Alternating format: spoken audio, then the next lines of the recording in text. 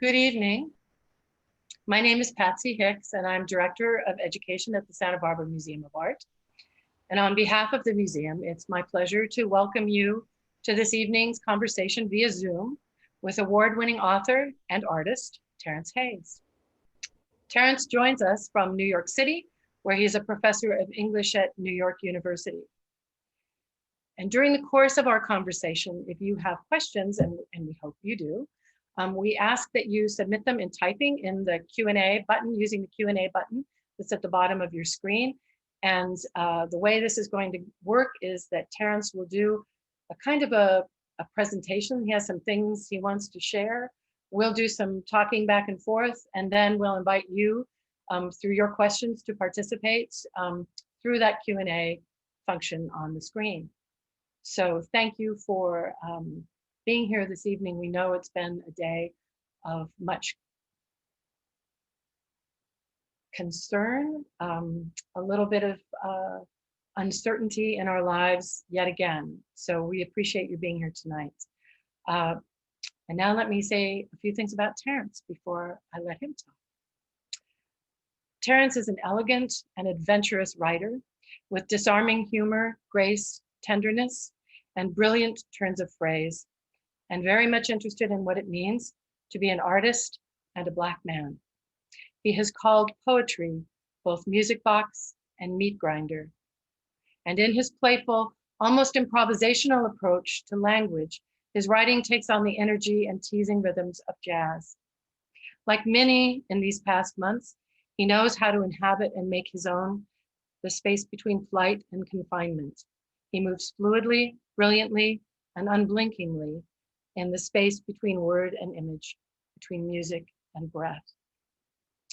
4 years ago, after the election of 2016, Terrance began to write the 200-some sonnets that became the book, American Sonnets for My Once and Future Assassin, a book that won the Hurston Wright 2019 Award for Poetry, the 2018 National Book Award in Poetry, the 2018 T.S. Eliot Prize for Poetry, the 2018 Kingsley Tufts Poetry Award, and was a finalist for the 2018 National Book Critics Circle Award in Poetry.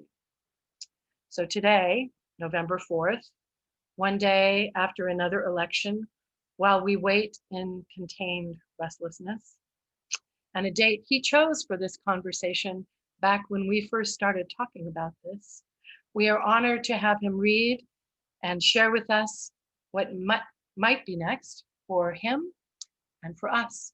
So Terrance, welcome.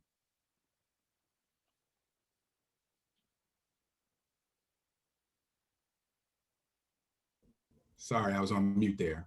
I was like, hello, everybody. Me or you?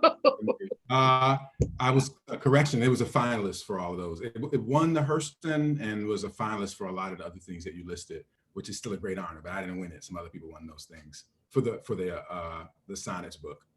All right, y'all, good to be here. What I'm gonna do is like really just set my clock and read you some of the stuff that I decided to share today.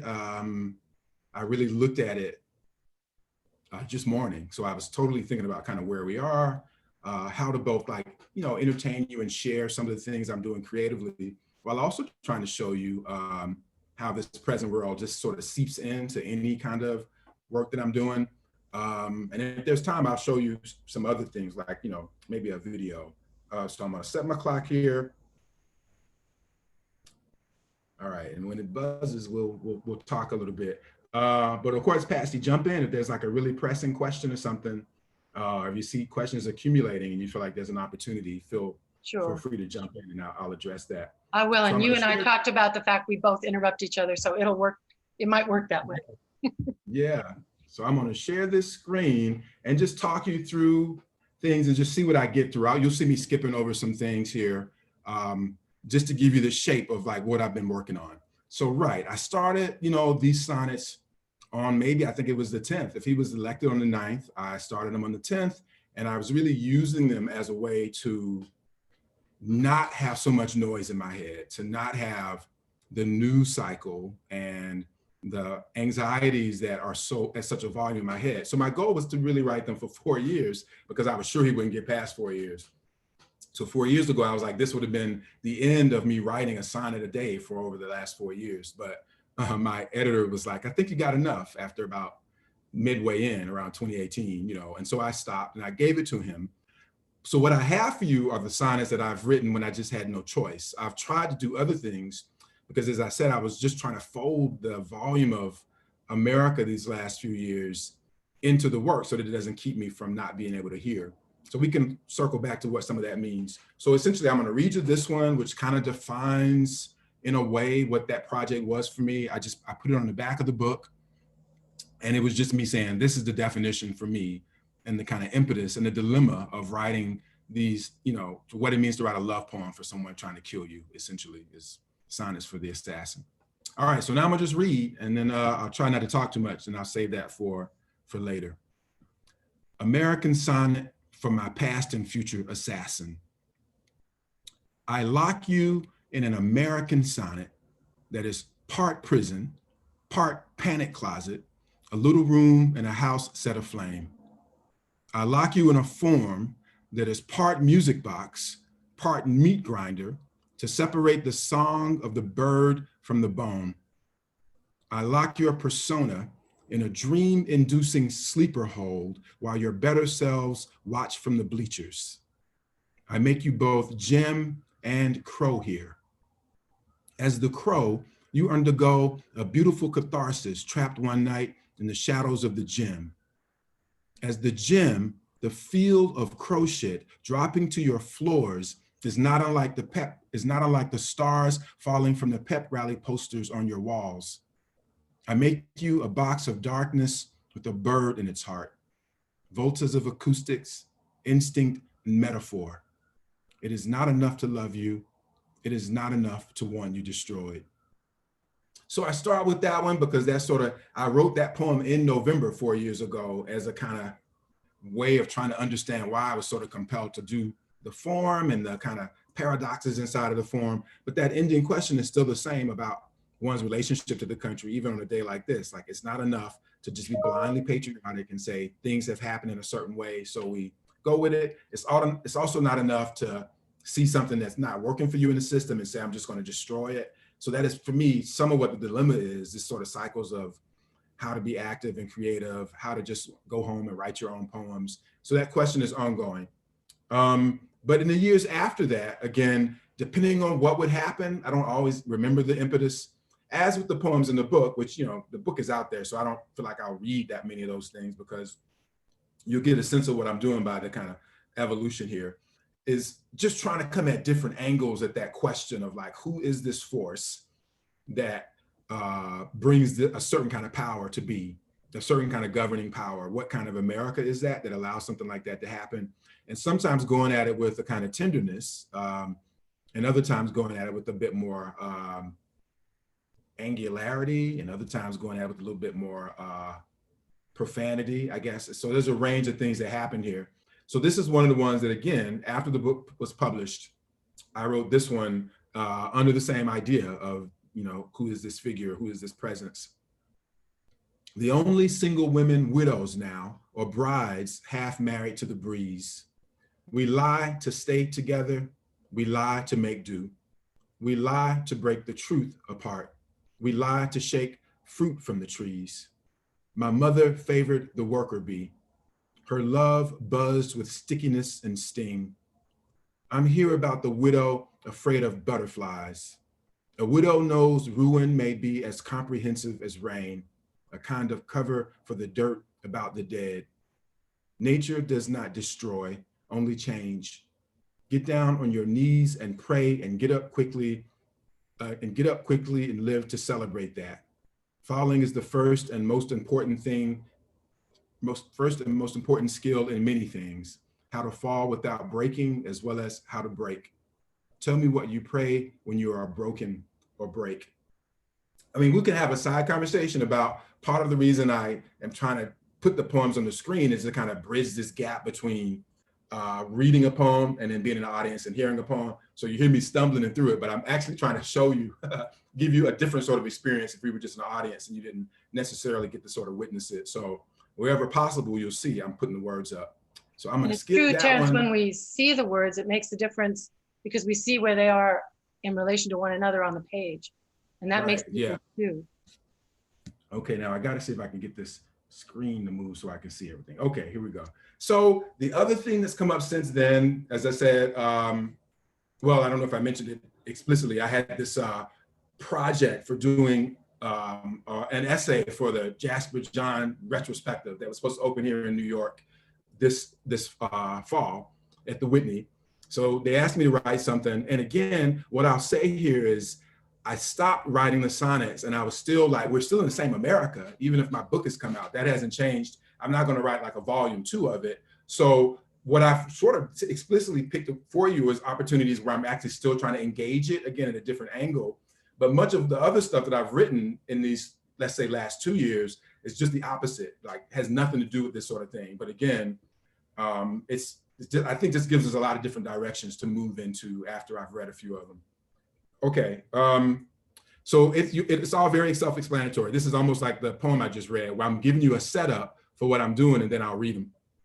I got to use kind of a catalog voice to go through them. I think there's a couple of sonnets in here too, and then we'll be done after I go through a few of these, and then we'll see, I guess, if there's a moment to talk after this. The Historic Home Makeover Audio Guide for the White House Jasper Johns Flag Exhibition. Welcome, friend. Thanks for selecting this handheld audio guide for the White House Jasper Johns Flag exhibit. This exhibition is underwritten by citizens so desperate for change, they let the recently foreclosed executive mansion be reappropriated by a riot of artists. A selection of John's celebrated American flag paintings hang throughout rooms that have been transformed into dynamic art installations. Visitors are presented with colorful, interactive choices throughout the tour.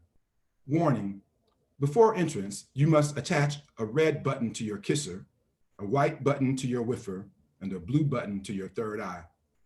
Should you enjoy this audio guide, audio for the new Thomas Jefferson Monticello Rothko exhibit is also highly recommended. Okay, let's see here. Jasper John's 1957 flag in pastel graphite on collage on gesso board is displayed in a closet of the cabinet room. 50 stars float above dusky delphiniums fenced in by 13 rows of blood and snow. The cabinet room holds a winding queue of visitors waiting to stand in the closet with the painting. The distinguished environmental artist behind this installation instructs you to pull a red lever to transform the closet into a military coffin draped in the flag, a white lever to make the closet a phone booth in the flag's Superman cape, and a blue lever to stand inside the mouth of a blue whale. Please press the red button if you know what this painting says about fear. Press the white button if you know what it says about the cost of living, or press the blue button if what it says changes the longer you look at it. I'm gonna skip that one too. Let's see. Okay, so I'm gonna go back to another one in a second. This is, again, another American sonnet that sort of just jumps on me sometimes in the midst of me doing all the other stuff that I'm actually not, talking about or showing you tonight. But again, I started wanting to just sort of attach some other kind of principle to it when I don't want to do the past and future assassin. How can I evolve past something like this? So I just read this one. That's the cover of the record that I'm thinking about, the Stevie Wonder Intervisions record. And you just see, again, one of the ways that I'm still trying to engage a kind of like social question or questions about what kind of world we're in, what's provocative here, while also trying to, as I said, move into some like more interesting territories. American Sonnet for Intervisions. When James Baldwin and Audre Lorde each lend Stevie Wonder an eyeball, he immediately contends with gravity, falling either to his knees or flat on his luminous face.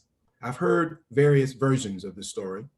In this one, Audre Lorde dons immaculate French loafers, turtleneck ball gown, and afro halo.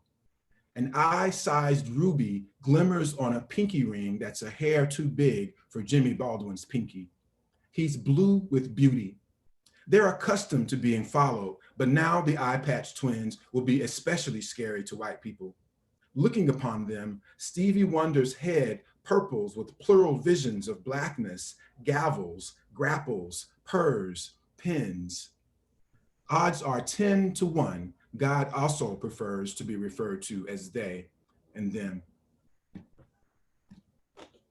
Oh, I think I have to sit back. Okay, so, more flags. Obviously, he did a bunch of flags that are just straight up American flags. That's what I read. I might do one or two others that aren't that, but they're all different years. So this one, Jasper John's 1958 flag in an encaustic on canvas is displayed on t-shirts stacked on a wobbly table in the White House lobby. An urban proto-pop artist has converted the space into a gift shop. The actual Jasper Johns painting is displayed behind the checkout counter. Note how much this sensational painting favors the quixotic texture of an actual flag.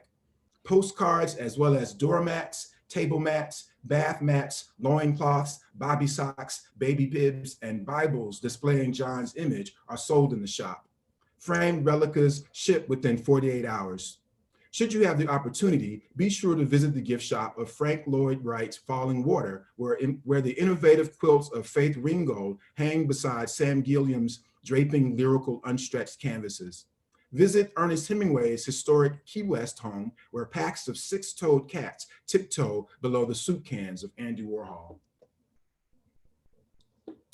Jasper John's 1960 flag in plaster was hung at the top of the grand staircase by an unseen guerrilla artist.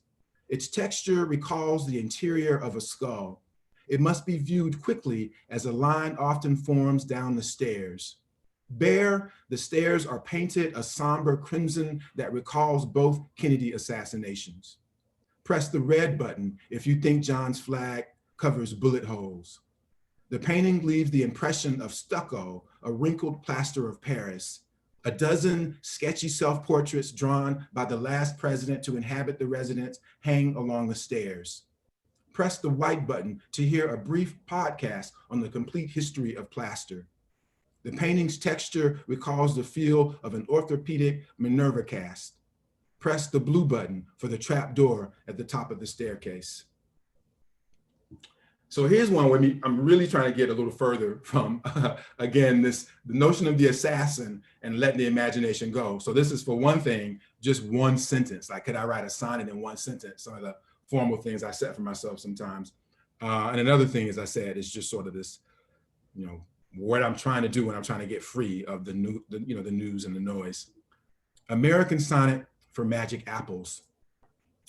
Or the one drunken half-quarter granduncle recalling the sound speckled apples on his fabled real daddy's coastal orchard made, falling multi-dimensionally to the vaguely salty combination of plantation dirt and marshland, bearing the roots of this strange distant cousin to the West Indian pear, West African plum, and low country palm, sweet as a bloody, dusky ruby, husky and almost as bulky as the lamenting lamb's head his daddy lopped off once and kicked at him, laughing, the uncle informed me wistfully, at a reunion of family fleecers, fabricators, fairy tellers, and makeup artists, with his cast-off, awful alcohol stench burning my nostrils when he gripped the nape of my neck and gazed deeply at the speckled invisible apple, small as a head, in his hand. Jasper John's flag, made of silver and worked on from 1960 to 1987, is displayed on the second floor in the Lincoln bedroom, where a minimalist spoken word artist dressed as a bearded female Lincoln impersonator recites an erasure of the Gettysburg Address. The central feature of the Lincoln bedroom remains the Lincoln bed, a nearly 8 foot by 6 rosewood Victorian-style dream machine, except its enormous headboard displays John's flag of silver. It brings to mind the aerial map of an uproar. It is possible John's worked during dry spells and bouts of insomnia. It is certain he worked on his flag for as long as it took Jean-Michel Basquiat to live and die. Visit the Basquiat exhibit at Graceland if you have the opportunity. We're just about here to the end. I'll read this and maybe one more of the sonnets, and we'll just see where we are if you guys want to talk. I think I got one or two more after this. Jasper John's 1958 Three Flags, an encaustic on 3 panels, is displayed in the White House family elevator at the instruction of a reclusive escape artist. Its 3 tiers evoke the floors of the building. Only one rider is allowed in the elevator at a time. Lovers, families, tour groups, and field trippers who arrive together must wander the red and blue floors of the White House alone after this room. Your audio guide is here to help you get lost. Please press the red button if you'd like to rise up, press the white button if you'd like to stay put, or press the blue button if you'd like to back down. Please press the red button to back up, press the white button to stay the course, or press the blue button to break down. Please press the red button to wake up, press the white button to stay the execution, press the blue button to bear down. Study 3 flags during your elevator ride. You are on your own when the doors part. Thank you, friend, for listening to this historic homemaker audio guide. Okay, so this is one of the sonnets I wrote where I actually really thought this was going to be the last one. I wrote it, I think at the end of 2019, perhaps. There'd been some other thing that this fellow had done. And I was like, oh yeah, he's definitely going to be out of there. And so I tried to write it as a kind of hopeful poem. So, so I still end it with the same sort of idea, even though we're sort of in a limbo about, whether we're at the end of this process or in the middle of it, let's say. American Sonnet for the New Year. Things got terribly ugly incredibly quickly. Things got ugly embarrassingly quickly, actually. Things got ugly unbelievably quickly, honestly. Things got ugly seemingly infrequently initially. Things got ugly ironically, usually awfully carefully. Things got ugly unsuccessfully, occasionally.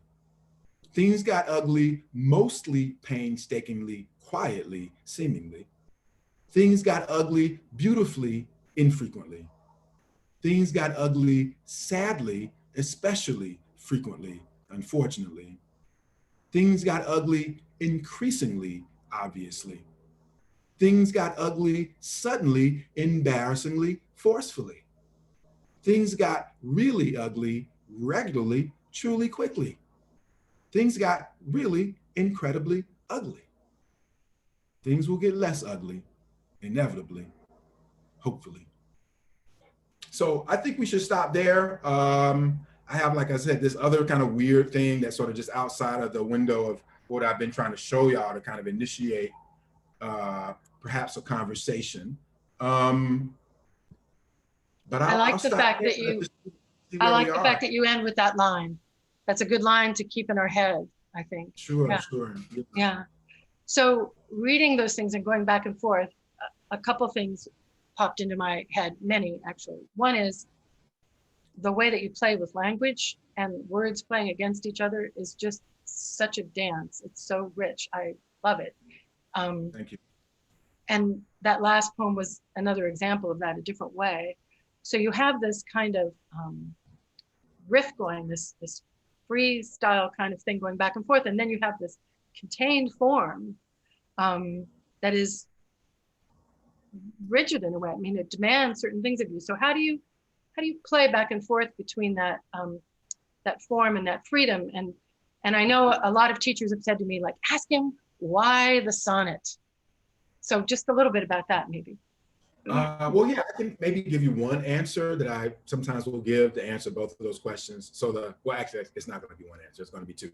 The first real answer is always beggars can't be choosers in the creative process. So I just do whatever wants to be done. I write every day. Sometimes, I always say sometimes it's just my signature. I sign something like, okay, I did right. So it's a low bar, but whether it's something that's like free form or whether it's something that's like rigorous and formal, I just try to, it's like a basketball player. Sometimes you got to dunk it. Sometimes you got to shoot a three. You just practicing and trying to be ready for like when the occasion comes, what will hold it. So that's the big answer. And the smaller answer around the sonnets is like, I sort of say like, if you were breakdancing against yourself, or breakdancing against, a force that knew everything you knew, but one of you was wearing a straitjacket, the one in the straitjacket would always win.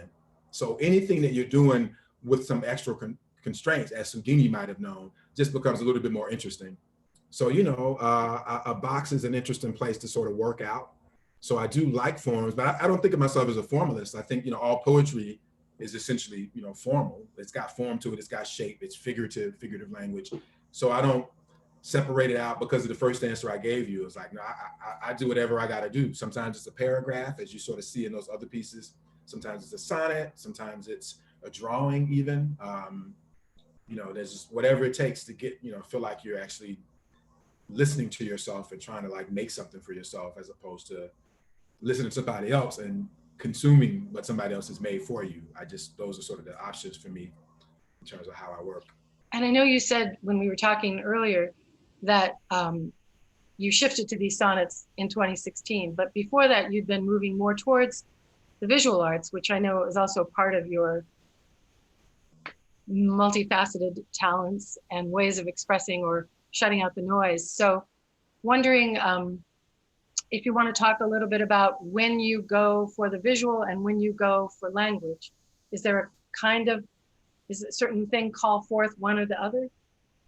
No, Natalie, when I bring this thing up, people think, first they think I can really play the piano and they think I'm trying to brag about, you know, doing these things.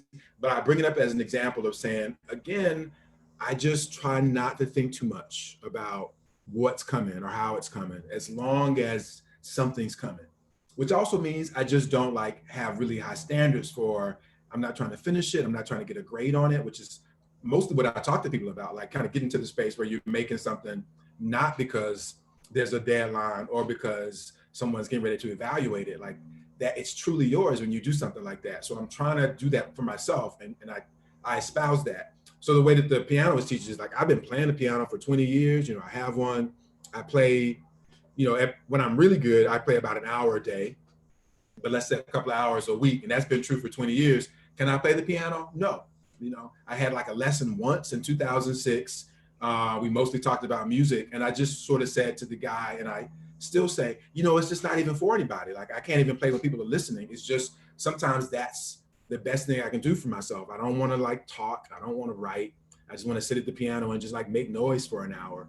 And I say, like, what you really need, the only real privilege in that is like carving that time away. So I have more time, but even when I didn't, when I have young kids and was doing all kinds of things, I still felt like every day you got to make something, make some noise, make some trouble, make some art, make some dinner, like that notion of just, you have to do that to keep from being like filled by other people's stuff, whatever it is, you know. So you want to fill your head with something of your own, even if it's not perfect, even if it's not something you can sell. So that's just my general attitude. I mean, that's pretty much at the root of everything I think about as a teacher and as a maker of stuff. Just the freer I am, usually, you know, the more interesting it is. Hence saying, oh, I'm going to write these things for 4 years and I'm just going to give them all the same title, the American Sonnets, and then I can just see what happens every day. And that was really the principle. I haven't been able to do it as consistently since then because it's such a kind of tightrope that when you fall fully into that sonnet form. So I visited When It Calls on Me since the book came out, after being totally like using it for everything I felt, like putting it in that box. It was useful then, but even in that regard, I don't even want a regular practice like that in any kind of like long-term way. And you brought up music, and it seems like, I mean, you reference Coltrane, you reference different musicians, in your videos, you're using music. Do you listen to music when you're writing? Do you listen to it when you're painting? Like, how does that play into your process, I guess? I'll say, yeah. So it just plays all the time. Like, I wake up, I turn it on, it goes through the whole place. I turn it out. So actually, you know, I don't even know if you can hear those helicopters tonight, because I guess they're just worried about something's going to happen. So the helicopters have been going all day, but I didn't know them until I turned the music off to get ready for y'all. And I was like, oh, you know, do I close the window? But I say that to say this other thing, which is, you know, when I'm really working though, I don't know if the music's on or not. So it's one way, like, I feel like if I'm really doing something that has me captivated, I'm actually not listening to the music. I mean, it's playing, but I'm not really listening to it, even if it got me going or if it like created a certain kind of atmosphere. And I usually don't know that till after. As soon as I'm aware of something like that, I certainly can hear the music again. But it's one way of me like knowing that I'm concentrating. I do it like when I have like weird time stuff. So Like when I take a nap, I took a nap today. I have like a 18-minute song. So I go to that song, I put it on, I go to sleep, and I know that I'm asleep because I didn't hear it. You know what I mean? When the song goes off, I'll wake up. But like when I know I'm sleeping or whatever it is I'm doing, meditating or drifting off. So it's just like that noise, the ability to tone it out is how I actually know that I've succeeded. If it's too quiet, how do I know I'm really sleeping? You know, I might just be listening. So you So mentioned time earlier too, and I'm curious about this because, and again, this is my own prejudice of, hating deadlines and never keeping track of time, that you have such creative energy that is so restless, and yet you're attracted to the constraint of time, not just the form of the sonnet, but actually measuring time. Like even tonight you were saying, okay, so how many minutes? And that you think 18 minutes for a nap, not like 15 or 20, but 18. Right. So what do you think it is about time that has you? Well, I get in constant arguments with my daughter. We just had another argument about this. She's 21. So she knows like the thing that will upset me the most is to say time doesn't exist. So I was trying to concede in this most recent conversation that maybe it's a little bit broken right now. It's a little bit loopy. So even in my teaching, I talk about it, the notion of narrative time, like 1, 2, 3 time, or the triangular time of like the climax, rising action, climax, denouement, and then lyric time, which is like refrains, it's loopy, it's like songs, the refrain keeps coming back around. Being in love is lyric because you lose track of time, So lyric time is really what we want because it's a way to kind of beat time. It's a way to kind of feel like you're going forward. So everything I talk about, but why would my daughter argue with me about it? Because my real answer to you is like, it's the only thing that really, it's like time is the only thing that God really has over man. It's just like a management of time. Otherwise, it's like it's the most valuable thing in the universe. I have all these, theories about it. I've written about it. I've gotten conversations with philosophers about it. So I just feel like there's nothing more valuable in the universe than time. And so I treat it that way. I treat it as like a super valuable thing. I measure it. If I have, if I manage it, I feel really good, even with my sleep and stuff. So I just feel like, there's just not that much time. And what I say to my daughter, and then I'll stop because I know I might be sounding crazy here. The thing that I always say to her to sort of debate is like, time exists because you die. Like you're born and then you die. That's a straight line. That is time if you know nothing else about it. So she's always like, you're getting too heavy. But I'm like, it's the truth. Like if you accept that, then you do realize that you really have to do a lot. I was out to dinner with some, they were sitting distance and they were older. Everybody was still masked at dinner. And I said to them, I was just thinking about like 20 years is just not that much time. If someone says to you, let's say you have another 20 years to live, at a certain point that seems great. If you're 20, maybe you think that's great. But if you're like 50, which is what I'll be next year, you're like, that's no time. I've wasted so much time. Even though when I said that to these people who know me and my daughter, anybody that ever hears me say something like that, they think it's hilarious because I am a person that's like, that's the only thing I really manage for is like getting somewhere on time, using my time to be creative. I just try not to waste it. It's just super So when valuable. You don't waste time, are you outfoxing God because he's the time manager? It's just the thing, maybe it's the difference. Like maybe it's the closest you would get to something like godliness by having a real respect for time. You know what I mean? Something, or maybe I think it's the same, the other side of that coin that you're saying. Like if you've done the best of your time, you sort of, now maybe outfoxed them, I still feel like sort of honor the fact of how short it all is, Yeah. So and again, I wear 2 watches, I wear 2 watches all the time. I've worn them since since my daughter was 7. She's 21 now. I love Doctor Who. That shows up in the book. He's a time lord. And again, what's great about him is he chooses, a certain kind of philosophy to time. Kindness is more important than anything else when you live forever. All kinds of principles just seem useful to me. Did you grow up with a big spiritual component in your life, or how's that played out? No, not really. I mean, again, in this more recent conversation, my daughter was mad because we didn't make her go to church. And I was like, well, you can still go and find out it's just not super interesting. One of the things I used to think about, which is going to be funny about this and that situation, is like the worst thing about church is not ever being able to ask questions. So I try not to lecture. I try not to give sermons. I try to be in dialogue with people because that was always my problem with the whole phenomena of religion. Is just not that much real dialogue happening. It's like, these are the rules. we distribute them to you, and then we're done. And I might agree with some of them. I just would like to put a little shape to it, you know. So that was my problem with church. I mean, I love the music. I always loved the singing in it. And so, no, I don't go now. I mean, when I go south, if my mom asks me to go, I will go, but it's not a thing I do. Spiritual, certainly. I believe in a spiritual life, which is very connected to an emotional life, life of the spirit. And then, powers, when I say God, I do have some notion that there's something higher than all of us.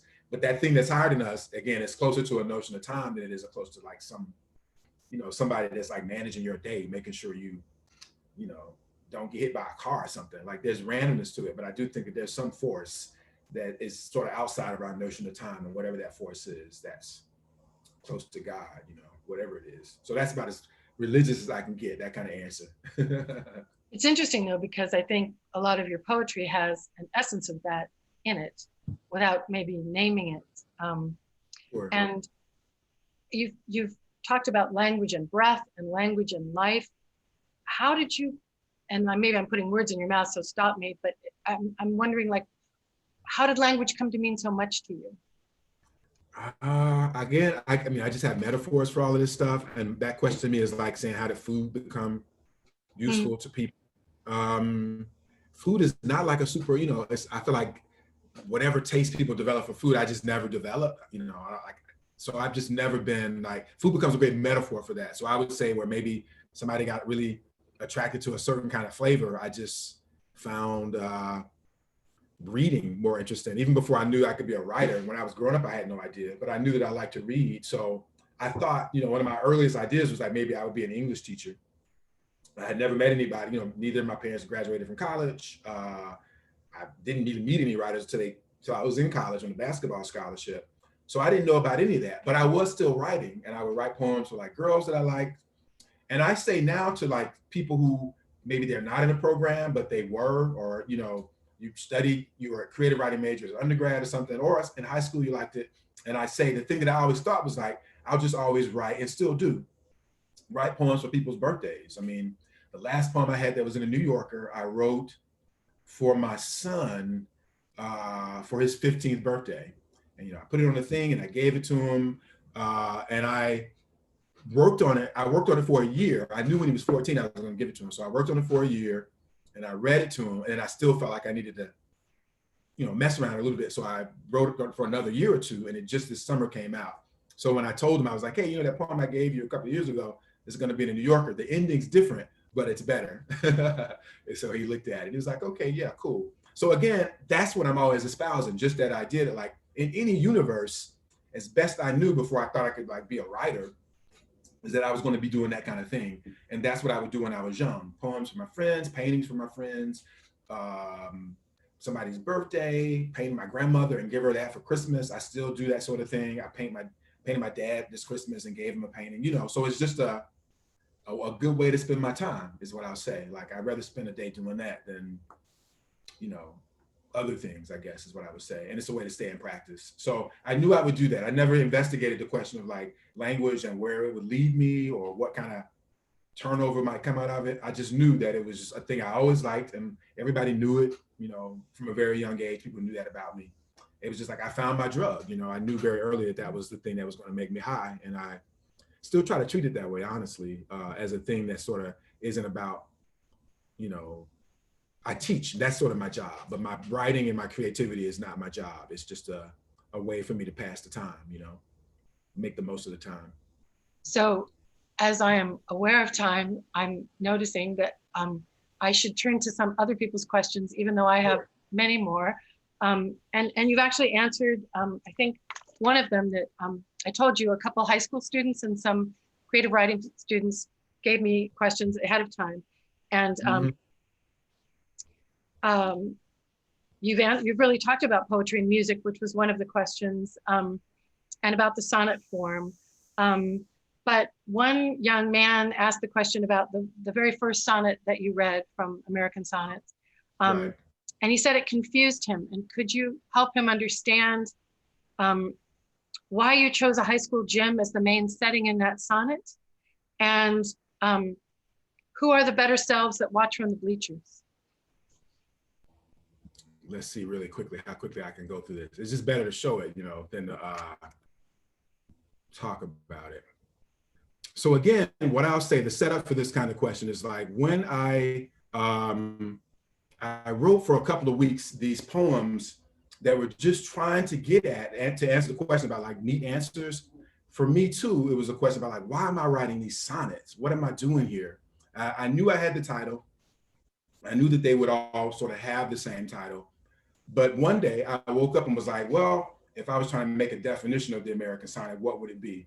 And this is the poem I wrote for that day. So it just literally, all the questions about what's happening is like, well, it's a definition. I'm trying to give you a definition of what my kind of sonnet is.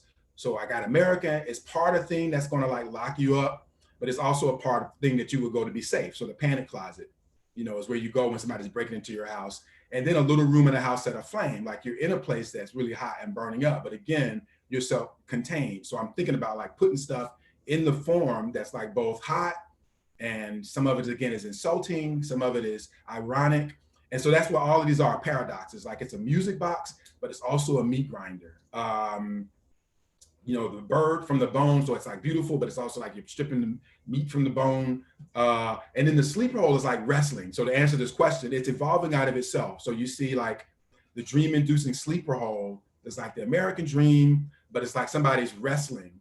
So I lock one persona, which is to say there's a lot of different kinds of America. Maybe there's a lot of different kinds of Trump too. And so I have one in a dream-inducing sleeper hole. I'm gonna put you to sleep so you remember the American dream. And while your better selves, like our better neighbor, our better angels is a thing, it's a thing that is said about us and about America, watch from the bleachers. And then out of that, the bleachers become the gym. It's part Jim, and then it's part Crow. I'll stop there. So it's like Jim Crow. I'll also say just for a second here, I did say that the last poem I wrote, I essentially had worked on that poem for maybe a total of about 3 or 4 years before I got it to where I wanted it to be, which is like, as crazy as the poems sometimes sound, it's like, I don't want to finish my poems. I like to have something to work on. So the kind of challenge for me with the American sonnets was to try to write one a day. So I literally for my birthday is this month. What I remember, I didn't read it tonight, it's for my birthday because I was already writing at this point. It was before I wrote that one. I woke up at like 7 a.m. and I started working on the sonnet. I think I must have stopped to eat a couple of times, and I finished it at 2 a.m. So that was like my entire birthday, or whenever that was, 2016, from 7 a.m. to 2 a.m. the next morning. I got up, I must have gone out for a walk or something, but the bulk of my day was working on it. So to say even then, like, is that improvisation if I say I worked on a sonnet for, maybe 18 hours that day? So I would say, like, on the average, I'm probably thinking about something like that anyway. It was just that they were more concentrated. And sometimes, again, one day I wrote 3 in one day. So it wasn't always like that kind of intensive focus, but I just let it happen in terms of how it was going to happen. But I say again, I can break all that stuff down in that poem because essentially that's what I spent my day doing, like working that stuff out. And then my only requirement is that I sort of had to do it before I fell asleep. And if I woke up for the next day, it was going to have to be a new poem. So a lot of them didn't make it. I wrote 200 of them. There's about 75 in the book because they weren't all good writing that way, but I got enough of them to kind of give you what you have. So I'm going to go to the Q&A from our audience now. And this may tie in with what you just said. Someone asked, it looks as though puns are important to you.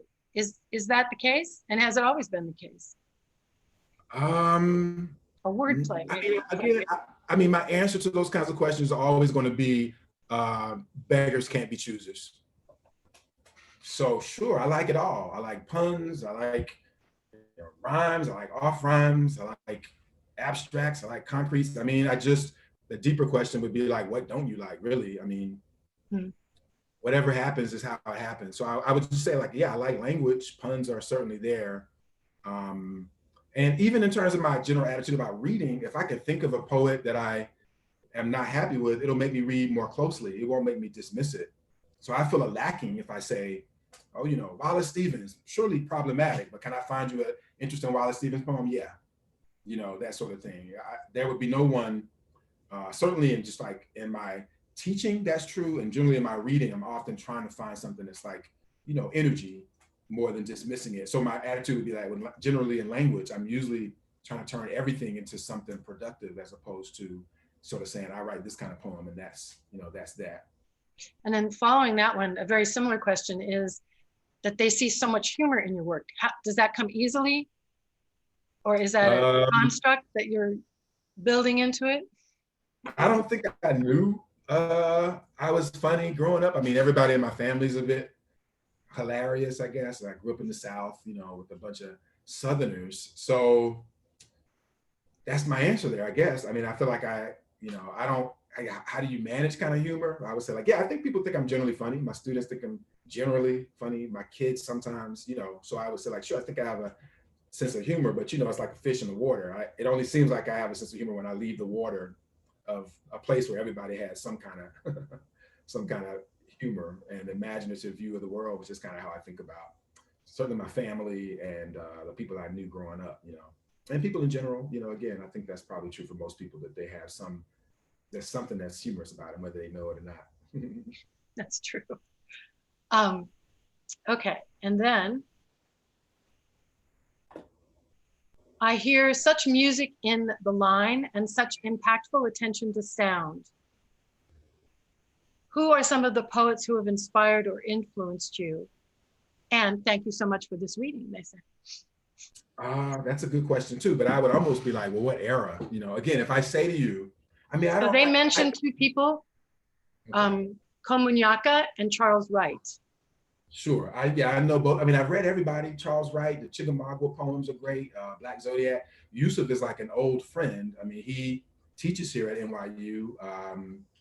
I followed him forever. I took a class from him when I was a graduate student. He wasn't my teacher then, but I found him. I sought him out because I thought he was that important to me. I just say like, you could say like favorite from a certain era. You could do gender. You could do race. You could do region. I mean, it just depends on what kind of answer you want. Today I did a thing. How about this? I did this thing, because of the Zoom, and they wanted us to send in 5 poems that we would take with us on a deserted island. So Yusuf was one of them. Yusuf has this poem called Anodyne. Gerard Manley Hopkins has a poem, Carrying Comfort. That was on there. Gwendolyn Brooks has a poem called The Mother. I had that on my list. Etheridge Knight has this poem called Feeling Fucked Up. That was on my list. So most of them, and again, I'll actually, because again, I had to come up with my own system. So what I did was like, okay, a poem, if you're on an island, some days you want to pray. That's Gerard Manley Hopkins. Some days you just want to remember. That's The Mother. Like that just, I have memories. It's a poem that triggers things from high school. Some days you just want a poem about love. That's sort of like Feeling Fucked Up. Like just forget everything. You just want your lover. Another poem that people don't know, but it was just like the poem that I would study, is poet Linda Hall. She only wrote 3 books. She died in 1994. She's from New Jersey. She has this poem. She's one of my favorite poets to answer that question. She has a poem called Black Mare. I read that one today and talked about it. And then I threw in a 6th poem that we didn't get to by a poet named Larry Levis. Many of these poets are contemporary poets. I went to Pitt as a graduate student. And so, I mean, here's a quicker way of answering it. I read like what I could in my anthologies in college. So literature anthologies. It was in the South, so I couldn't get access to a lot of stuff. So when I got to graduate school, having only taken one creative writing class as an undergrad, I read a lot and studied a lot. And I was just lucky enough to be at a place where my teacher was the editor of the Pitt Press. So he published Etheridge Knight. So immediately I was exposed to Etheridge Knight. He published Sharon Olds. So immediately so these are people that for the first time learning poetry, I was reading these contemporary poets, and I think that had a big impact on me. I'd read like Keats. I still love Keats, because those were the people who were in the anthologies. But it was only the graduate school that I realized a lot of these people were still alive and still working. And so certainly I have a different sort of relationship to contemporary poetry, because it really was my entree. The rest of it, I just sort of was doing on my own. I liked Shakespeare, but I didn't really talk to anybody about Shakespeare. Who was I going to talk to? So I was reading a lot. I liked Flannery O'Connor. I wouldn't even read genre. I was just reading what I liked. And I thought that that's probably what I would do. Like, I'd get a job where I could do that kind of thing all the time. And I thought that would be an English teacher. So you just mentioned Shakespeare, and you've written about him, talked about him and other writers. This sort of mix of high-low culture references. I think you talked about like Shakespeare and Scooby-Doo in one line. So how do you play with that in your work, the high-low pop culture reference? Yeah, Literary so reference? I have friends who maybe would see this differently, but if I stay with the food analogy, I just am sort of indiscriminate about what I'm putting on my plate. So, you know, when you go to the buffet, I might put my dessert right there with my meat. It might be a slice of cake and a piece of steak at the same time on the plate, you know? And so I'm not saying I eat that way, although maybe I do. I'm sort of saying that certainly my relationship to culture is that way. So, I mean, I mean, Meredith Monk, if anybody knows who that is. So I'd be like, yeah, I know Thelonious Monk. Of course, I love Thelonious Monk, but I also love Meredith Monk. If anybody, she's like far out experimental musician, you know, so it's just up and down the board. I have a preference for the piano, but even there, you know, Keith Jarrett, Herbie Hancock, but even Prince on the piano was interesting to me, you know. So yeah, I don't think I have any real, I try not to distinguish. So I mean, even in the book, I got a poem that's like referencing Gucci Mane and Neruda and the same thing, because that's how I, you know, that it would be I wouldn't distinguish playing Gucci Mane while I was reading Neruda. You know what I mean? Like, I don't see why I couldn't do both of those things. And again, the thing I'm going to say to you about all of this stuff is like, this is what I teach. I don't say this to be like I have any kind of special relationship to the world, but when I'm in front of people, I know I'm a teacher because I'm saying this is how everybody should live. You too should be open to everything that comes to you. You too should be trying to make the most of your time. You too should be making, you know, birthday poems for the people you care about when they have a birthday, as opposed to buying a Hallmark card. You know, like, try to write a poem. Why not? That's a good exercise, you know. So this is my attitude. So I just sort of, which came first? I just think that my parents never really made me feel like I had to choose in terms of like what I was interested in or what I was going to do. And that was just a great benefit. So I just could be weird. And I mean, I played basketball too. I also was on chorus. You know, I just did what I was interested in, and nobody ever said I couldn't do it, you know, including my friends. They thought I was strange, but nobody ever made it feel weird. And that's sort of what I advocate for. It's just like, as long as you're being creative, like, there's never nothing's wrong with being creative. The opposite is being destructive, you know? So this question follows up on that. They say, you express that creating anything is good, kind of what you just said. But what do you come back to most when you free write? When I free write, the day, immediacy. How about that? Like, because I'm writing every day, I'm usually just trying to get a little bit of that day down.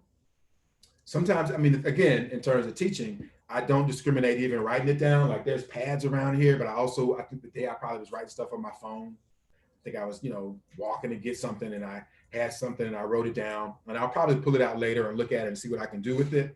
But on the day-to-day basis, I'm just trying to keep a record, you know, just, so sometimes a thought will lead me to some other thought, but the idea is just to be present. Like, the most important thing every day is just to be present. You know, how are you feeling right now? Sometimes you're indifferent, you know, and again, I think a lot of the poems play with that idea, sometimes of a kind of ambivalence, passionate, negative capability. You know, it's not always answers. I was working on something for a talk I'm going to give, and I was like, oh, you know, like rhetorical questions, like all poetry is a kind of rhetorical question, because you're not going to get the answer back. You're going to sort of, you hear yourself asking the question and you're trying to answer it yourself, even as you sometimes put it in the air, you know. So that's just like, that's part of my writing for the day, to think about something like that, an idea like that, and want to play around with it. So again, sometimes the writing maybe just shows up as a kind of notes for teaching, or teaching. Sometimes it becomes a poem. The poem that was just, you know, that I was just asked about, that's all that was. It was just me saying, what am I trying to do? Let me write a poem that answers the question of what I'm trying to do. And that's just what shows up. And you just talked about poetry being a rhetorical question. You've also said something along the lines of that metaphor is empathy. The idea that you want to explain a little bit about that? Well, it's in the word like, you know, everything is like everything else. I think that's about, like, you know, kindness and mankind too, like similarities. So just the metaphor, the gesture of bridging everything is a gesture of empathy in the most direct sort of way, I think. You know, it is an exercise in it. It extends to notions of, like, you know, the emotional intelligence that comes from writing poems, or what you're trying to develop through writing poems. Sometimes that's it. You're trying to develop a kind of empathy. How do you develop empathy? Write poems. You know, those are some of the answers. And then this question, who are you reading right now? And just to add to the fun, do you have music, film, podcast recommendations as well? They ask. I'm reading a bunch of contests, so I guess I wouldn't like call of them out. You know, I like to blurb books sometimes just to get a chance to read things. And when people are really trying to figure out like what's out there, if that's a question because you're just lost, anthologies are great for that. So like Best American Short Stories, Best American Poetry, Best American Essays. If you're looking for the thing that I said certainly energized me in the direction of writing, like as a reader, the universe. So I mean, maybe that's one of my answers. Like I read everything. You know, I was flipping through the New Yorker today. I read half of a book of poems. I read an essay. You know, it's that sort of thing. I'm not really tracking it. It's just like what I'm doing, especially today because I'm trying to stay offline. I don't want to like see the news too much. So I'm certainly just reading indiscriminately would be the thing. But the contemporary part of it, of like figuring out how to do it, that comes back to this idea of learning that certainly people that you can be a writer if you're just present. It's not about saying, oh, I'm a Southerner, I'm a Black dude, I had some crazy thing happen to me and that makes me a writer. What I learned from contemporary writers is like, it's just about being present. If you're paying attention, you can be a writer, period. You know, if you're paying attention in a room with nothing in it, you can be a writer. You see what I'm saying? So I just sort of feel like that is more how I think about I think I keep saying the same thing about that. So yeah, I mean, I'm reading some contests. I read a whole bunch of different things. Same thing about my favorite thing to do is sort of like open up Spotify and go to the new music thing that they've shaped for me because of my listening. And then I get new music that way, you know. So again, I used to keep folders of music, you know, on Spotify for each month to kind of track what I like that month and track the month. But again, these are just sort of like side things more than what it is. I sort of propose it as one of the ways that one can keep track of things, like sort of composing your own monthly music list and doing the work that it would be required for you to find new music every month. Good way to spend your time. So I say it again as a kind of principle more than giving you the specific names of podcasts. I never really listen to a bunch of podcasts. Sometimes I'll do the New Yorker fiction podcast. Occasionally I might listen to a poem on a podcast, but generally I was never like a big podcast person because if my earphones are working, it's going to be music, not talking.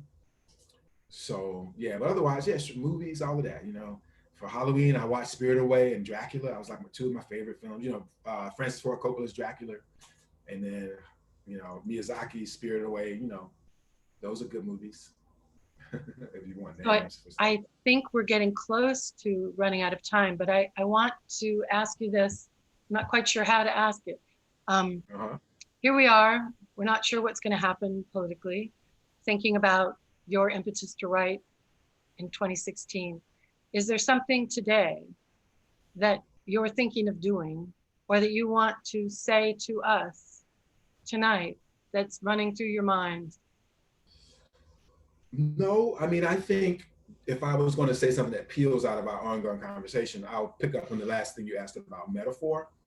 I just think it's the United States. I think I personally would have wanted a really definitive repudiation of some of the terrible, let's call them anti-poetic. I mean, you could anti-kind, anti-kindness. Like if you think about words, you could, you know, I try to be very particular there. So whatever you think about him, he is not a person who has any poetry in him as far as I'm concerned. And everybody should have it. I also say on the same count, in a conversation on the street a couple of days ago, I was just saying like, I don't really hate people. You know, I feel like hating is a kind of ignorance. I think it might even be a depravity. And my answer to that is like, but you know, I think I got to explore that in a poem. So I'll figure it out. You know, I've been working on it. I wrote it down. I think about it. It comes up now because is that true? Like, is there any usefulness to like the feeling of hate and trying to investigate that? So the person said to me though, surely you hate Trump though, based on everything, the way you talk about all of this stuff, surely you hate Trump. And my answer was like, I don't think I can hate anybody I haven't met. You know what I mean? Like, I feel like it's such a serious word. I would need to like get around them. I might be disgusted. I might feel bad for. There's so many other things that usually get in the way of me just straight up hating people. And again, I think as a teacher, being that being my most sincere vocation, if I let room for something like that in, I would just be afraid of what that would mean for me as a teacher. So I treat the world the way a teacher would treat his students. Like everybody has potential. I want you to stay open. I want you to just be present. And I wouldn't come at you in any kind of way that I wouldn't come at like a student, which is respect, potential peer. So that means I'm a leader, but I also think of you as potentially being a peer of mine.